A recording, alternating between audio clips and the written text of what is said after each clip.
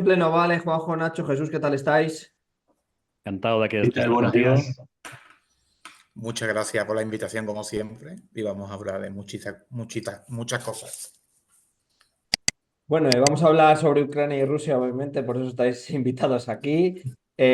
Juanjo, voy a empezar por ti. En el último vídeo que hicimos entró a debate un poco cómo los ciudadanos y ciudadanas de Rusia, dentro del régimen y la historia que tiene Putin allí, cómo se pueden un poco rebelar, entre comillas. Algunos decían que era muy complicado y algunas personas, pues que no, que tenían que tener un poco más de carácter, entre comillas, por así decirlo, y un par y revelarse.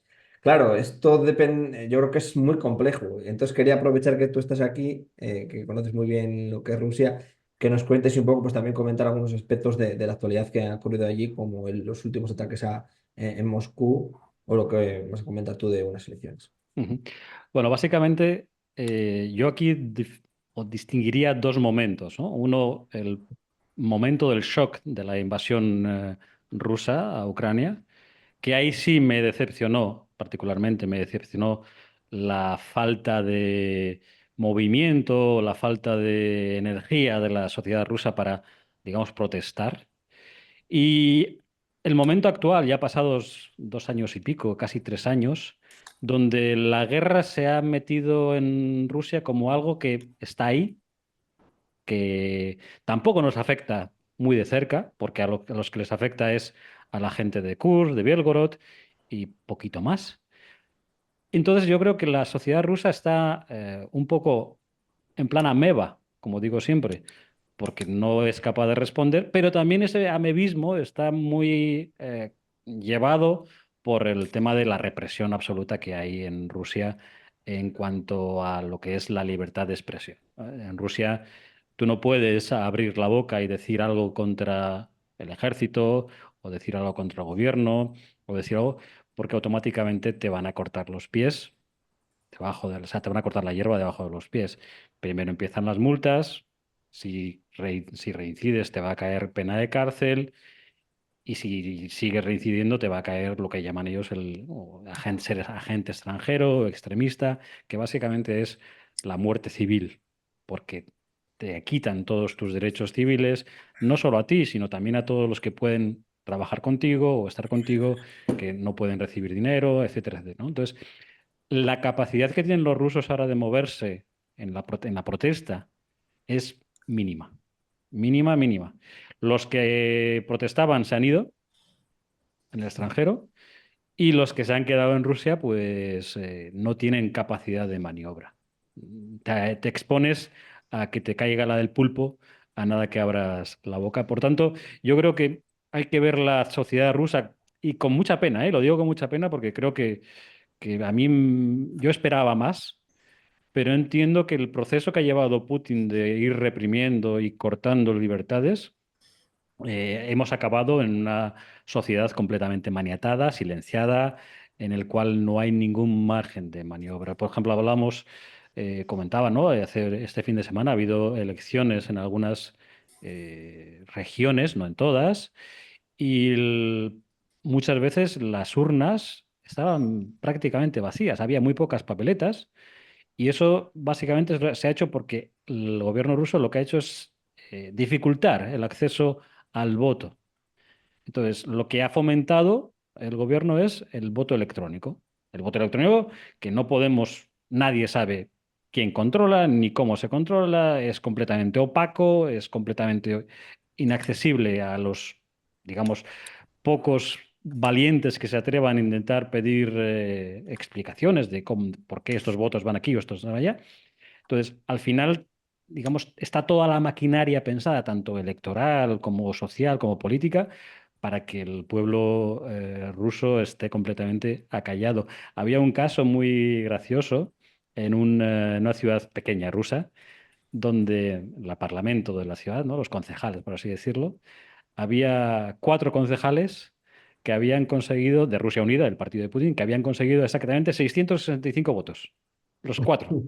Y decía, ah, podíamos ser 666 y ya teníamos ahí a la bestia en persona, ¿no? Pero 4 en un mismo ayuntamiento, del mismo partido, 665 votos, ni más ni menos. Entonces, eso te da la idea de que cualquier proceso electoral o cualquier cosa que se haga en Rusia democrático, por así decirlo, es simplemente un paripé y la sociedad rusa en este momento tiene la capacidad de movimiento muy, muy, muy, muy restringida y de hecho el que no comulga con ellos o ha tenido que salir del país o está encarcelado, que eso es otra, porque estamos viendo que por desacreditaciones al ejército te caen 8 años de cárcel, multas de 50.000, 100.000 rublos. Que vale, a lo mejor no es que sea una cantidad desorbitada, pero oye, al final te mata, ¿no? Entonces yo creo que en ese sentido la sociedad rusa, si no se ha movido ya, no lo va a hacer. Nacho. Sí, hay que tener en cuenta que Putin comenzó su carrera como hombre de la KGB y que desde el año 2000 una de sus tareas principales, más allá de la construcción del poder político, fue la creación de un sistema de control y represión absolutamente monumental. Quizás no al nivel numérico de la KGB, pero sí en un nivel tecnológico, diría, hasta superior. Uno de los, uno de los detalles que uno deja pasar a veces es que entre las principales exportaciones de China a Rusia estuvo un sistema de control biométrico y un sistema de monitoreo de redes. Esto sucedió no hace tanto, ¿eh? Es decir, la sociedad rusa está bajo control total por medios directos y también por la persuasión, que es un poco lo que estaba contando Juanjo. Si vos no tenés entidad económica en Rusia y caes en unos niveles de pobreza que no son los mismos que en un país normal, y se necesita mucho respaldo para sobrevivir en un país de esas características, con ese tamaño, con esos climas y con ese tipo de sociedad. Y no estamos hablando de vivir en Rostov y no sé, por ahí revisar un tacho de basura para encontrar comida. Estamos hablando de qué te pasa si estás en Yakutia y sos un disidente, o estás en Siberia, o estás en alguna zona del Cáucaso. Es extremadamente difícil sobrevivir en un país de esas características.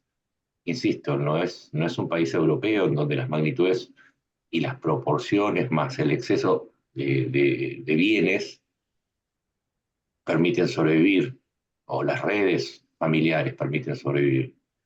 Entonces, eso también ayuda mucho y lo último, recordemos que para que haya una reacción tiene que haber un componente político-social consistente y desde Catalina la Grande que hay un proceso de rusificación de las zonas periféricas, es decir, el reemplazo demográfico de lo que serían las clases dominantes locales por una minoría rusa, con lo cual los mecanismos que obedecen directamente, más allá de lo político o lo que, no sé, hoy puede ser un sistema como el de Putin, entre lo soviético, obedece también a un sistema eslavo centralizado en donde las minorías no tienen un control sobre los resortes principales de cada región.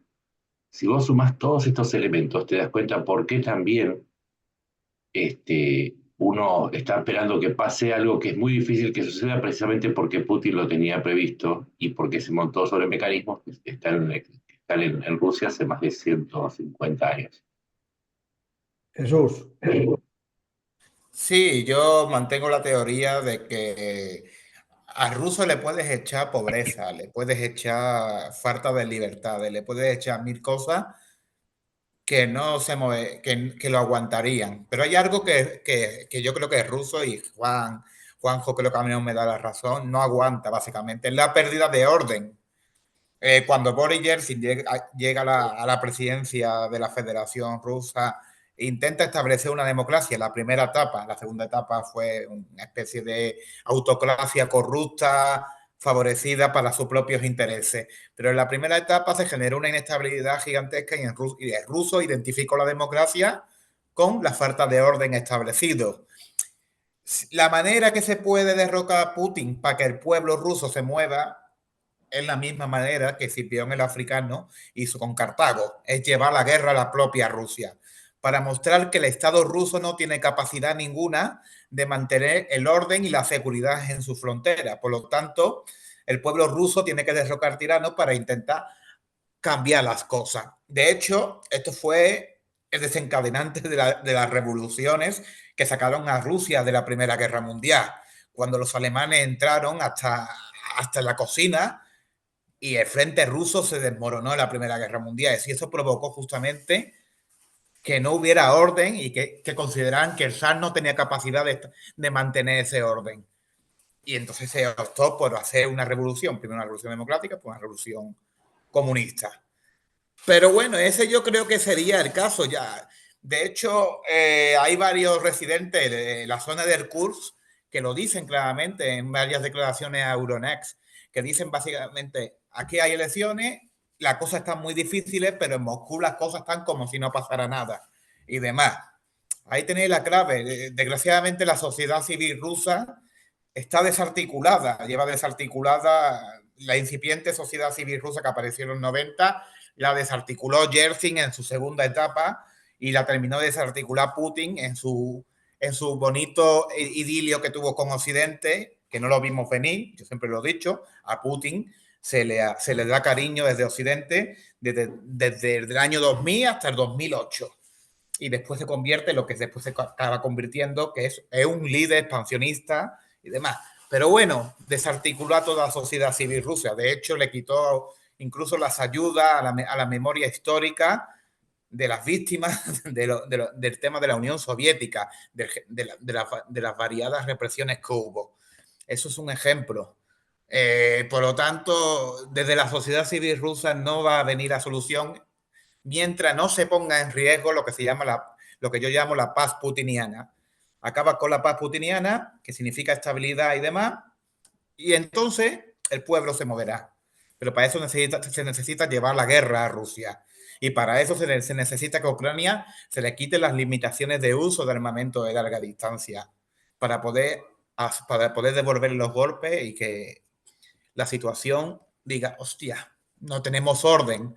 Otra cosa que también puede pasar es que esta falta de orden establecido en del régimen putiniano del Estado ruso genere que las grandes empresas rusas, estas empresas controladas por los oligarcas, acaben montando sus propios ejércitos. De hecho, ya la están haciendo. Gazprom, si no recuerdo mal, montó su propia milicia, imagen y semejanza de Wagner. Y esto también es otro elemento que no solamente podría generar una descomposición del gobierno ruso y del régimen ruso, sino un posible enfrentamiento entre oligarcas. Porque no olvidemos, cuando se privatiza la guerra y el Estado pierde el control del uso de la violencia, acaban enfrentándose. Esto también pasó, por cierto, en la República Romana, cuando los generales romanos pagaban sus ejércitos y acabaron privatizando la guerra y los ejércitos no seguían las órdenes y las lealtades hacia el Estado, a la República Romana, sino a sus propios generales. Pues esto también puede pasar, es otro elemento de descomposición, pero es más lento y demás. Yo considero que estos dos elementos, pérdida de capacidad de monopolio de la violencia por parte del Estado y llevar la guerra para demostrar que el Estado ruso no tiene ningún tipo de capacidad para mantener el orden, puede hacer caer al régimen de Putin. Pero también hablamos de, vale, sí, que a Ucrania le den armas de largo alcance, bueno, pero se utilizarán para objetivos militares. Y al final, Rusia es tan grande que Moscú, o sea, en ningún momento, por mucho que pudiera, estoy seguro que a Zelensky no se le pasa por la cabeza meter un pepinazo en el Kremlin. Igual que Moscú tampoco ha pegado un pepinazo en la rada ucraniana. Entonces, al final son, vale, sí, ataques en profundidad, pero que la gente normal todavía no ve como algo que le afecte directamente. Es una cosa de los militares. Vale, han bombardeado un aeródromo. ¿Eso en qué me afecta a mí? Como Nikita de Khimki, del barrio de Moscú. Nada. Sí le afecta, por ejemplo, todo lo que es los ataques, además que Nacho lo ha descrito muy bien en sus hilos, ¿no? La refinería, los depósitos de petróleo, etcétera. Correcto. Hoy, por ejemplo, había un vídeo de una de las refinerías atacadas donde había una cola enorme de camiones cisterna que estaban intentando o que decían que estaban intentando sacar todo el combustible que no había quedado afectado y llevar y sacar y trasladarlo a otras refinerías. Eso sí le afecta a la gente. Pero a pesar de todo eso, no estamos en un momento donde se note o se pueda pensar que hay algo que se mueva. Yo no lo veo. Sí me da que quizá podría venir un poco más un cambio de guión inesperado si el ejército ruso sufre una derrota, digamos, no sé, hasta un punto humillante, pero que tampoco Nacho sigue más el campo de batalla, ¿no? Pero tampoco se da en esas capturas de prisioneros de cientos, eh, generales quejándose abiertamente. Entonces, yo no sé hasta qué punto, bueno, yo tengo la sensación de que si esto se va a acabar es porque Putin palma, no por otra Mm. cosa, ¿no? Pero no porque detecte que haya algo en el ambiente que me pueda decir esto. O sea, al principio yo pensaba, no, los oligarcas a lo mejor, pero es que los oligarcas ahora se han atado tanto al régimen de Putin que dicen, el destino de Putin es el mío, con lo cual que le vaya bien a Putin es que me va a ir bien a mí también. Por supuesto que han perdido sus villas y sus yates y no pueden viajar por el mundo, pero bueno, dices, bueno, pues si tengo aquí Rusia y puedo vivir como un marajá también en Rusia, ¿no? Entonces, es una cosa que para mí no veo un final. No veo un final, digamos, abrupto, ¿no? Veo más un final de agotamiento económico. Y yo creo Sí, que sí, ahí, sí, por ejemplo, es el escenario del 17 más que del 1905. Sí, además, otro proceso que hay que tener en cuenta es que con Putin empieza un proceso de primarización, para que la gente lo entienda. Abandonaron la senda industrial y se concentraron en la exportación, en producción y exportación de materias primas, con lo cual la economía y la sociedad perdió sofisticación. Con los dividendos de la venta masiva de materias primas o semiprocesadas en todo caso, lo que lograron es que se concentrara muchísimo el poder en muy pocas manos. Esto es coherente con lo que están hablando ustedes, ¿no? Por un lado, la cuestión del aguante y por otro lado, ¿por qué no hay una reacción? Y es que hoy esos oligarcas no son miles de oligarcas. En un grupo de 30 o 40 es donde se sostiene toda la estructura. Y debajo no hay una estructura, no es como en un país industrializado en donde vos tenés múltiples capas de decisores y por lo tanto de factores de presión que puedan actuar sobre el gobierno. O sea, lo vimos, hay un momento en que hubo una idea de rebelión que fue con la rebelión de Prigozhin. Ese fue el único momento donde quizás se vio la posibilidad y no hubo una reacción popular masiva, salvo quizás en Rostov o en algún punto del avance, por algún saludo que mandaron. Pero la sociedad rusa no está preparada ni tiene tampoco los instrumentos. Cierro con esto.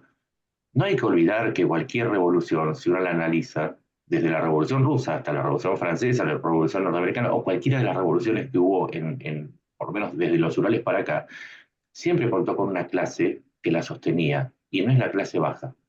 Es una clase que es dinámica, que algunos le llaman burguesía, ya que el término quedó viejo, pero es una clase dinámica que le da algún sustento y alguna capacidad de supervivencia, porque si no es una revuelta, no es una rebelión. O sea, es una reacción, es casi como una reacción bestial instintiva, pero para que tenga capacidad de reemplazar al régimen anterior tiene que tener algún tipo de sustancia, por lo tanto tiene que estar basado en algún tipo de clase. ¿Sí? Esto no es marxismo, esto me refiero a una clase económica, una clase social, una clase política que le dé trascendencia. Eso no existe en Rusia. Y yo por eso decía que hay que tener en cuenta el proceso anterior y cómo Putin armó este esquema en donde es conmigo y los míos o el vacío absoluto. Y justamente, enlazando con lo que decía Jesús, el pueblo ruso le tiene miedo al hambre, pero también al vacío de poder. Jesús. De hecho, me gustaría enlazar otra cosa también que ha dicho Nacho, de que para hacer una revolución, aparte de tener una clase que lo sustente, también tiene que haber una clase, una vanguardia obrera, una vanguardia intelectual. En Rusia, esa vanguardia intelectual, esa vanguardia obrera ha sido totalmente eliminada. Cuando hubo la Revolución Rusa, el Octubre Rojo, fue un impulso del pueblo, pero también con la llamada vanguardia obrera o los miembros del partido bolchevique y demás, que eran no sé cuánto podrían ser, 100.000, 200.000, pero la revolución se hace tanto con cerebro como con fuerza. Si no hay Sí, cerebro ni fuerza, no puede haber... o puede ser una facción dentro del mismo poder.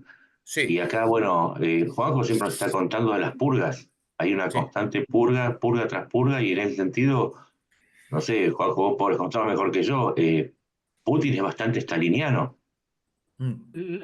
A ver, staliniano en el sentido de que el poder es él y Ujú. alrededor no hay nadie que... lo que evita siempre es alguien que le haga sombra, ¿no? No, no, me refiero a los métodos de hacerlos pelear entre ellos y hacerlos competir. Pues, a ver, hay de todo. Hay momentos que aprieta fuerte y hay momentos que tiene mano izquierda.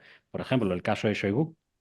Shoigu, que ha robado todo lo robable y más, que ha tenido el ejército en unas condiciones que hemos visto que lamentables, ha sido premiado y puesto en el cargo de secretario del Consejo de Seguridad. ¿Por qué? Bueno, básicamente porque de esa manera pues, Putin se asegura que Shoigu está callado. Porque han quitado a todos los que colaboraban con Shoigu, porque por ladrones, por estafadores, por todo lo que tienes. Y Shoigu ha cerrado boca. No ha habido un momento, Ujú. no ha dicho ni una palabra en favor de nadie. Entonces, digamos que a veces, o muchas veces, Putin aplica mano dura, véase Prigozhin, a ese amante de jugar con granadas en el avión, o otras veces prefiere comprarlos, véase el caso de Shoigu. Entonces, no es que tenga digamos, una forma de actuar corto cabeza, sino que tiene mano izquierda. En ese sentido, sabe jugar, lo que sea, aunque luego a la larga, pues a lo mejor Shoigu se le revela, no lo sé, que no lo creo. Pero bueno, no tiene esa... Es capaz de jugar a dos bandas. Oye, una pregunta, quiero hacer una pregunta, Juanjo, ya que estás aquí y demás. Putin se va a morir de viejo, todos lo sabemos ya porque es un señor mayor, como se mire. Pero ¿quién cree que podría sucederle? Ni idea. No hay nadie con perfil, A ver, perfil, ¿a qué te refieres? Define perfil. alguien, alguien que esté siendo promocionado, aunque sea levemente. Si buscas nombres en el gobierno, por ejemplo, un nombre que suena que ha sido promocionado es el que fue guardaespaldas de Putin, Dyumin, que ahora está también de consejero del Consejo de Estado y tal. Hay un montón de cargos que nadie sabe exactamente qué es lo que hacen, pero que tienen un cargo y tienen acceso a Putin, que es lo importante. Al final todo esto funciona. Yo tengo Sí, acceso directo a Putin, entonces tengo poder. las cortes imperiales funcionan Efectivamente, así, de hecho. igual que tenía Patrushev, igual que tiene Dyumin ahora, igual que tiene Kirienko, una persona gris, pero que manda muchísimo. Como personas dentro del gobierno, por ejemplo, está el hijo de Patrushev, no me acuerdo cómo se llama, creo que es Dmitry, que era el ministro de Agricultura y ahora también es un viceministro, o no sé qué. Peso importante, ¿no? El primer ministro actual, Mishustin, bueno, es un tío muy técnico que hace su trabajo y la verdad es que la gente no lo tiene mucho aprecio, pero parece que Putin confía en él porque no se lo cargó en la última remodelación de gobierno. Y luego, pues siempre nos queda un tipo que es Manturov.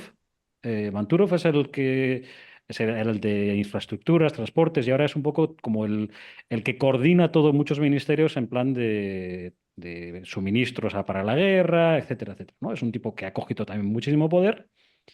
Y luego está la que yo considero siempre, y lo he dicho, aunque sea ahora como la oveja negra de la familia, que podría ser el recambio perfecto, sería Elvira Nabiulina, la directora de la presidenta del Banco Central Ruso, pero que ahora es uno de los personajes más odiados de Rusia por el tema de estar constantemente subiendo los tipos de interés para intentar parar esa inflación que no hay manera de pararla y que ya se habla de que incluso podrían más hablar del 20% de tasas de interés incluso antes de lo esperado. Ahora están al 18%.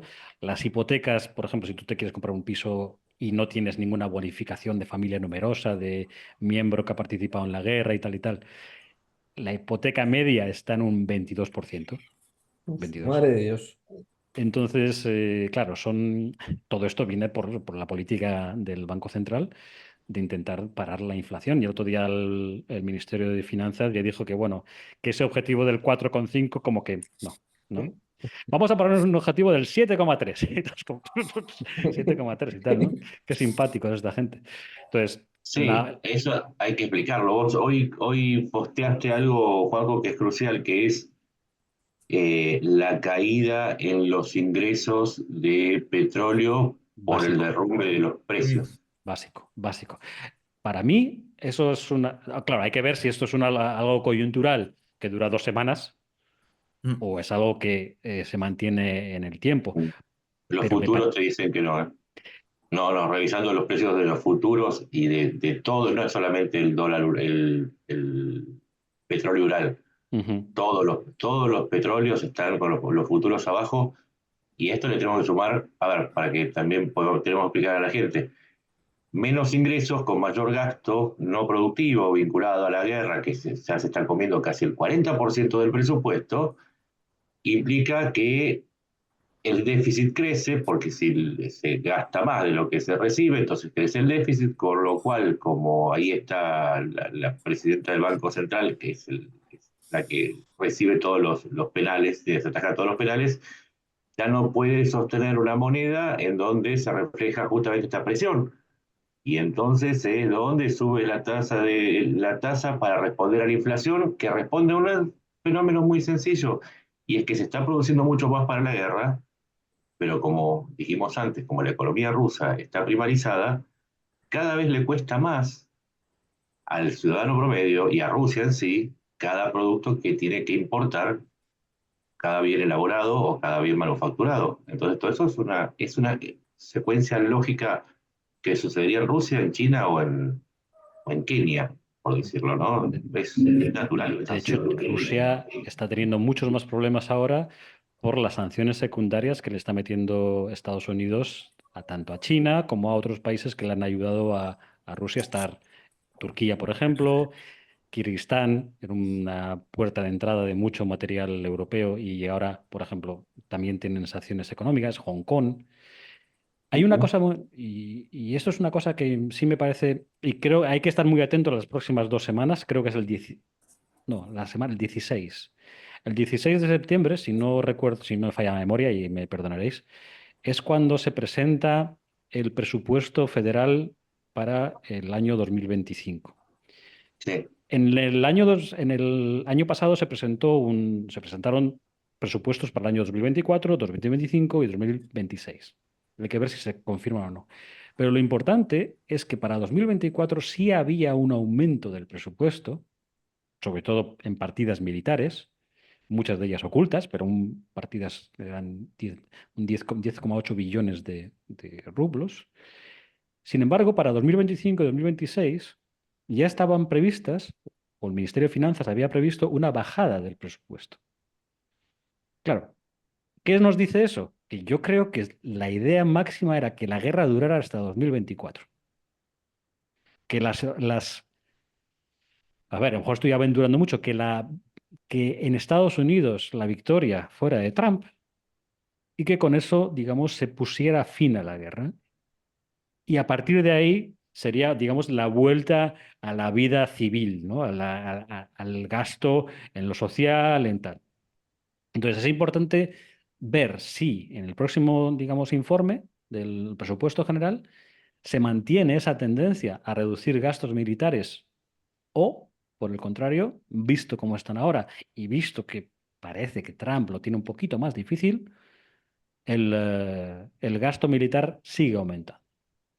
Si sigue aumentando, entonces entiendo que Rusia va para una guerra ya muy larga y ahí entra lo que hablamos del precio del petróleo como algo definitivo para intentar darle una puntilla a la economía rusa. Entonces, sí, hay no que solamente ver. el petróleo, también los granos, ¿eh? También granos y otro Grano, tipo de materia prima. Sí, pero por ejemplo, yo creo que el carbón, por ejemplo, tiene un déficit terrible, no es rentable ya para Rusia. Los granos han tenido malas cosechas este año. El año pasado tuvieron También. un récord de producción. Este año han tenido problemas en muchas regiones por sequías o por las inundaciones. Y aumento de costos por el aumento del precio del combustible. Todo se Efectivamente, encadena. las semillas, algo parece una tontería, pero las semillas las compraban en Europa. Entonces Claro. ya no tienen acceso a esas semillas de calidad, por así decirlo, ¿no? Entonces tienen que tirar con sus productos que para generar menos. Entonces, creo que es importante ver qué va a pasar la semana que viene o dentro de días cuando se presente el presupuesto y si cambian esa tendencia de bajada de gasto en militar o, por el contrario, giran 90 grados o giran 180 grados, mejor ver, y vuelven a subir el gasto militar, con lo cual iremos ya a ya no estaría dando un indicativo de que esto va para largo. Te voy a sumar otro dato para apuntar lo que vos decís. El fondo soberano, este fondo gigantesco que habían creado, que venía a reemplazar la pérdida de la mitad de las reservas embargadas, se fue gastando también en previsión a un 2024 que se supone que debía ser definitorio y no tuvieron en cuenta que también el rublo pierde valor y al perder valor sucede algo que también es lógico, que vos tenés que poner más rublos para cubrir el valor de aquello que producís. Y no me estoy refiriendo solamente a los LADA, sino que cuando querés importar un componente para fabricar un BMP o no sé, un BTR-80, en lugar de gastar 100 rublos, vas a tener que gastar 130, o mejor dicho, 140, porque la caída del rublo es inmensa.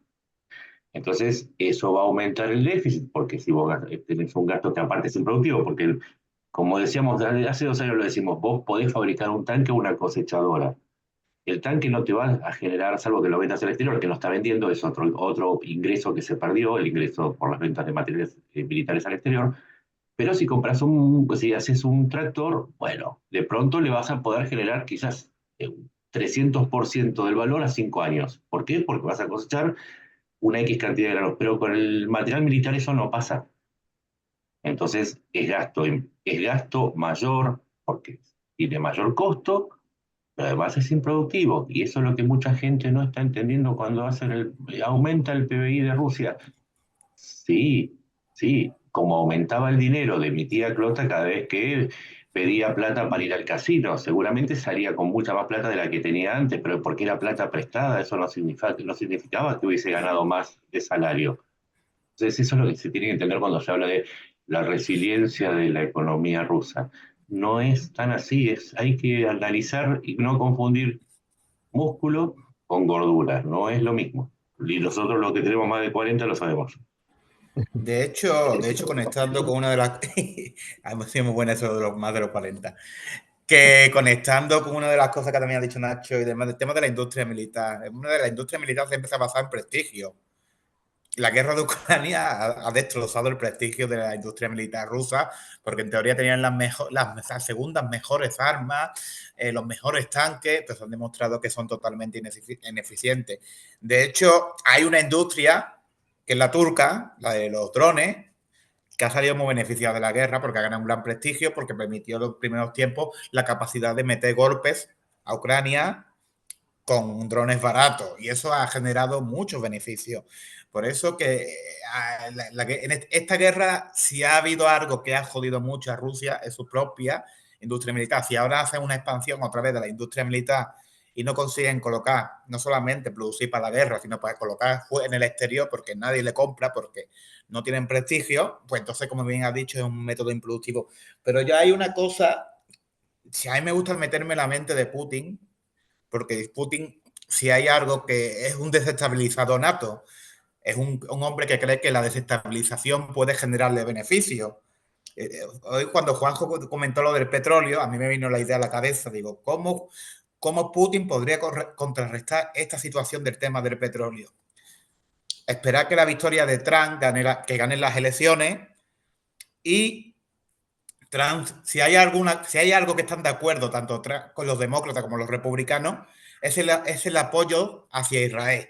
de manera inequívoca. Todos, Estados Unidos, tanto el Partido Demócrata como el Partido Republicano, apoyan a Israel. ¿Qué pasa? Pues asuso a Irán para que lance un ataque de verdad, provoca un conflicto regional entre Israel, Irán y la coalición sunita y bloquee justamente las exportaciones de petróleo. Esto encarecería el petróleo y a lo mejor Rusia podría beneficiarse de esa pequeña prórroga por esa material energética que ellos podrían exportar un poquito más cara y salvar un poco el presupuesto. Pero esto en la mente de Putin, a lo mejor no tiene lógica, en nuestra mente realmente no tiene lógica, porque como bien habéis dicho, el tema del grano, el tema de la comida, se tiene que alimentar con petróleo, con gasolina, si la gasolina está más cara hay menos grano. Por lo tanto, las hambrunas serían bastante conocidas en Rusia.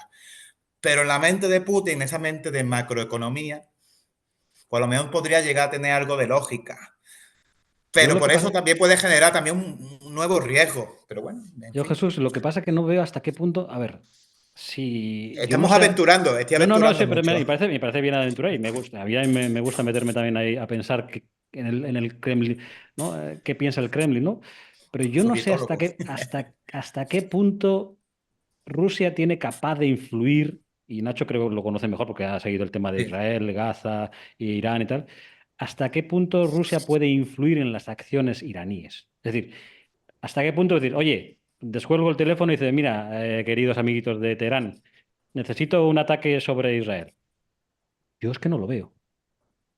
Yo no lo veo. Por mucho que a Putin le pudiera venir muy bien para tal, yo creo que no tiene tanta Transferencia, influencia, tanta transferencia, influencia. transferencia tecnológica nuclear puede ser pues, Sí, vale, perfectamente. de acuerdo, pero vale, yo te compro, y además parece que evidente que Mm, ha habido satélites y tal que han visto que se han desembarcado misiles iraníes en Rusia. mm. Vale, pero de ahí a que yo te llamo y tú digo, oye, métele una andanada de misiles a Israel porque me viene bien a mí para que me suba el precio del petróleo, pues no sé si estamos magnificando el poder de Putin. Yo creo que eso, yo lo explicaría así, es como pasó con Japón cuando lanzó Pearl Harbor. Era abrir otro frente, era estar enterado y analizar las circunstancias. Japón estaba sometida a un embargo en la compra de manufacturas y la explotación de petróleos, pero también un embargo financiero por parte de Estados Unidos Mm. en ese momento, con lo cual estaba ahorcada. Irán estaba atravesando, antes del 7 de octubre, un encierro estratégico por los acuerdos de Abraham, pero también estaba llegando a una situación terminal con respecto a la situación económica que estaba atravesando, con lo cual en la sumatoria de elementos confluían las necesidades de abrir un segundo frente y también de que Irán revirtiera una situación en la que estaba siendo encerrada política y estratégicamente.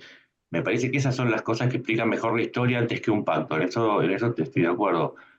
Confluyeron se alinearon los planetas. Yo no creo en la astrología, pero como todo geminiano, trato de dar una explicación a todo. Sí, les viene bien a todos, pero no creo Claro. que sean capaces de uno influye en otro, sino, bueno, esto me viene bien.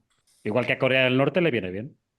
Ujú. Corea del Norte. Bueno, a Corea del Norte le viene bien cualquier intento de abrirse Sí, pero independientemente. bueno, a cambio, a Corea del Norte, a cambio de los proyectiles, pues les han dado acceso a tecnología nuclear y cabras Exacto. y caballos, trotones. Sí, sí, y alimentación en un momento en el que también China estaba presionando a Corea del Norte, Exacto. porque Corea del Norte necesitaba aumentar el nivel de tensión justamente para conseguir concesiones o conseguir lo que hace siempre Corea del Norte. Y ahí Rusia le vino a sacar las papas del fuego diciéndole, bueno, no solamente dependes de China, puedes depender de mí también, no hay ningún problema, pero necesito algunas armas. Por eso a veces hay que analizarlo desde la perspectiva de que a quién le conviene, y yo estoy de acuerdo, yo no creo en las confabulaciones tan estrechas. Creo que a veces las cosas, cuando vos sacudís el árbol y caen muchas manzanas, no cae Mm. solamente la que vos querés. Me parece que también eso se generó. Y si querés como apoyo lo que decís, ahora Irán tiene que meditar seriamente si le va a dar la cantidad de misiles que le prometió a Rusia. Mm. Vamos a ver hasta qué punto se pone en juego o hasta qué punto es tan estrecha la alianza entre Irán y Rusia. Hombre, ya le dio O la ya le dio los aprovecha. Ahed, pero ya le dio los Ahed, ya le ha dado. Bueno, no sé hasta qué. O sea, yo creo que Irán en el sentido de perdidos al río. ¿Qué más me da? Si ya es un paria. Entonces, pues, si por lo menos Sí, puede conseguir algo, no creo que. A ver, otra cosa, a ver. No sé hasta qué punto, aunque todo parece indicar que sí, tampoco tengo yo o no se ha dado, no hemos encontrado restos de un misil iraní que ha caído después de un bombardeo a Kiev. Entonces, en ese momento será diferente, porque aquí hay una prueba física. Ahora por ahora todo parece indicar, es muy probable, pero no tenemos ninguna prueba. Pero que entre ellos se ayudan como pueden, pues sí, eso es lo que te viene bien a ti, ¿no? El enemigo de mi enemigo es mi amigo y esas cosas. Pues ya está. ¿Mm? Si puedo sacar algo, saco. sí. Después están los indicios, está la tradición armenia y el acercamiento a Azerbaiyán para proteger la ruta a través del Caspio de Bakú y de la ruta ferroviaria que va desde Irán hasta Rusia. Y sí, son indicios, pero esos son los alineamientos. De todas maneras, poniendo un poco lo que hablábamos al principio, yo no sé hasta qué punto son complementarias las economías y los regímenes de Rusia e Irán. Siempre va a ser coyuntural, porque el objetivo de Putin no necesariamente es compatible con una yihad como la que quiere hacer una yihad y chiita, encima él tiene población sunita, mayoritaria, con una yihad de Irán. Ahí no les veo, es como la alianza entre Hitler y el mufti de Jerusalén. Es una Yo alianza táctica, creo pero que es algo económico y militar y ya está, tampoco va más. Y Por eso, de sí, supervivencia pero pura y refiero, pero dura. por eso te decía que no, es que son como el agua y el aceite. Simplemente hay unos puntos que digamos, nos encontramos en estos puntos, pues nos ayudamos en estos puntos y aparte de eso, poco más. y además, si hay un punto en el que chocan, y es en el control de Siria. A Mm. Rusia le convendría no tener que compartir la regencia de Siria con Irán. En todo caso, ahí hay un objetivo que se superpone. Pero bueno, las urgencias del momento obligan a acostarse con la más fea, o con la, bueno, no sé si es fea porque tiene puesto el velo, pero bueno, son cosas que son los gustos de Putin. ¿Qué, Y, qué lo- te puedo decir? y luego, Nacho, ¿no te acuerdas? No te olvides de que la tradición ortodoxa, los valores tradicionales, casan poco con lo que nos venden desde Irán. O sea que al final es otro mundo. Son dos mundos diferentes. Son dos Pero mundos Totalmente. diferentes. no olvidemos también de que si hay algo que sabe hacer Putin muy bien es cabalgar la contradicción. Que lo mismo se muestra ortodoxo que te viene que se va a Chechenia a Ah, besar a bueno, un Corán. sí. Ese Sí, es el camaleón perfecto, tengo básicamente. unos valores y si no te gustan, te saco otros. Correcto. Por Y eso después, sigue siendo marxista, pero de Groucho Marx. Fíjate, el otro día, lo que algunos llaman ya la boda del año, ¿no? Se casó, y esto un poco de salseo, con perdón, ¿eh? Se casó el Malofiev, Konstantin Malofiev, que es el dueño de un conglomerado de medios ultraortodoxos, Stargard y tal, que defienden el matrimonio y tal, pues se divorció y se ha casado con María Lyubova-Belova, que es la raptora de niños ucraniana, que estaba casado con un sacerdote ruso, con el cual tenía como 5 hijos naturales y luego como 18 hijos adoptados, uno de ellos de Mariupol. Entonces, son, vale, son muy tradicionales, muy valores clásicos, la familia, no sé qué, igual, pero hasta que me canso de eso y me voy con la que yo quiero, ¿no? Entonces al final Sí. dices, "Joder, es un cachondeo, o sea, es un Y poco no- paripé, ¿no?" sin olvidar que para el 2050 van a tener una mayoría musulmana y nada más y nada exacto. peor que tener prendido al alien, un ayatolá en forma de alien en el vientre del Cáucaso. Y ahí sí que te quiero ver sucesor. No sé si va a ser Putin metido en un frasco de mermelada con formol o su sucesor, pero sí, si mirás a largo plazo, yo no la veo muy fácil la de Rusia, ¿eh? No, a ver, Rusia tiene un problema, bueno, a ver, Europa también, ¿eh? Tiene un problema muy grande con el tema de la demografía, pero en el caso de Rusia están como ya un poco desesperados. Hoy, por ejemplo, había una noticia muy, muy graciosa en Sverdlovsk, el vicerrector de una universidad, había tenido la brillante idea de decir, vamos a poner guarderías en la universidad para que las alumnas que estén estudiando puedan traer a sus hijos, puedan tener hijos con 18, 19, 20 años y traer a los niños a la universidad mientras ellas estudian, ¿no? Entonces, estamos llegando ya, o en Rusia están llegando a un momento de, vamos a ver quién dice la sandez más gorda con respecto al tema de la demografía, ¿no? Chica de 18 años, no trabajes, deja de trabajar, deja de estudiar, ponte a parir. Decía un otro día una diputada rusa, ¿no? Hijo con 18 años, hijo con 19, hijo con 20, hijo con 21. Así. Están ya en plan de, vamos allá, ¿no? Es como... A este paso van a acabar colectivizando a la mujer, ¿eh? Y Hablando las claro, ¿eh? milicias, Es, y las es, to- milicias divisorias. Modo es, el cuento de la criada y demás. es Da que miedo todo.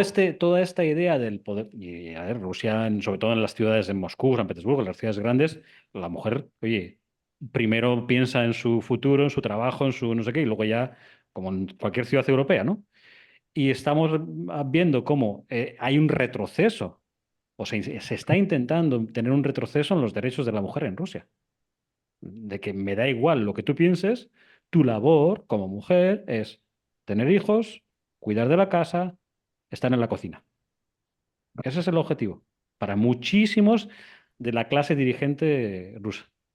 Ahí son las delicias de la historia, porque recupera, siempre dijimos que hay muchos paralelos entre el nazismo y Putin, y alguna admiración ahí secreta, y es que es el mismo plan que proponía no solamente el fascismo, sino que su heredero, que es el nazismo, que es la mujer en una tarea hogareña y de crianza de los hijos, el hombre al trabajo o al ejército, y tratar de tener la mayor cantidad posible de hijos que los nazis habían establecido en por lo menos 3, y lo mejor eran 4. Mm. Bueno, o Y en mi, en o en mi Rusia, España, o en mi España, por ejemplo, en el Álvarez, no sé si os acordáis, el famosito libro que daban en los años 50 y 60 a los escolares, donde se ponían que la mujer en la casita, en la cocina, tranquilita, la dictadura de Franco. Eso era bastante esto, común y demás, es lo mismo, básicamente. ¿cómo ahora esto me obliga a algo? Que lo tengo que preguntar, Juanjo. ¿Quién hace el hilo sobre la natalidad en Rusia? Porque ahora lo tenemos que hacer. Sí, sí, no. Yo lo tengo ya para las crónicas de la estepa rusa, lo estoy madurando. pe- pero tus hilos me vendrán muy bien. O sea que el hilo te lo Vamos dejo a a hacer ti. una cosa, para que vean que esto es una maternidad también de hilos, ya que hablamos de demografía. Escribo el hilo, te lo paso y sale el hilo con el video juntos. ¿Qué te parece? Vale, lo utilizamos Hecho. y lo completo con cosas que encuentre por ahí. Vale. Y Y así oye, nació el os hilo. puedo- Y Jesús le va a poner el Es que nombre. tus hilos en Twitter son maravillosos. Carajo. Nacho, te voy a añadir una posibilidad también, por ejemplo, de que ese hilo de la demografía y la baja demografía, cómo impacta en la guerra y cómo Rusia ha usado las minorías Perfecto. étnicas para eliminarlas y no mandar a esos étnicos rusos y demás, Jesús va a por ser miedo. el padrino del hilo que va a salir. Y así somos una familia feliz y nos va a cuidar Alberto, que siempre nos está cuidando No, a todos. el tema de la natalidad y demografía, la verdad es que es un tema que da para 20 hilos y para 20 Ostras. vídeos. Pero es que Sí, es tan complicado tan complicado, es tan profundo y tiene tantas aristas que siempre te dejas algo. Siempre te dejas Vamos a algo, hacerlo pero entonces. vamos a Va a por ser ello. divertido. ¿Puedo hacer spoiler, sí, hombre, Alberto? lo que tú ¿Sí? quieras. No, yo que tengo una, que hablamos un poco de la Rusia y tal. Tengo el del próximo domingo, es Rusia rica, Rusia pobre, ¿no? Que hablamos un poco del petróleo y de cómo esa riqueza natural de Rusia no se transmite o no pasa a la gente, que ves los datos y dices, "Hostia, es que. Entonces, cuando habla esa, ¿no? La gente, no, Moscú y tal, Moscú, Moscú, Moscú, y se le llena la boca con Moscú, dices, tío, salte de Moscú y ya verás cómo encontramos otra realidad, ¿no? Y eso Sí, es. claro, eso es tan expresivo como que en Moscú hay bates y la Rusia rural es bastante difícil encontrar un bate, básicamente, es una casita. De Y demás. hecho, hay un informe, y lo cito Acabo ahí. de ser muy cabrón, pero es No, que no, no, pero que es bastante visual, creo. hay un informe del Ministerio de Educación ruso al cual hago referencia, que en este año 2024 todavía hay muchísimas escuelas en Rusia que no tienen ni agua corriente ni alcantarillado. Y ya está. Mejor ejemplo. Muchos hilos para tejer. Ah, Muchísimos. Pues, pues bueno, chicos, si queréis lo dejamos aquí. Ya nos veremos y muchas gracias a los tres. Nada, gracias a ti por invitarme. un Y a gusto como vosotros por estar aquí siempre. e intercambiar opiniones. Y acá aparte con Juanjo y Jesús, ¿viste? Tenemos la maternidad de hilos.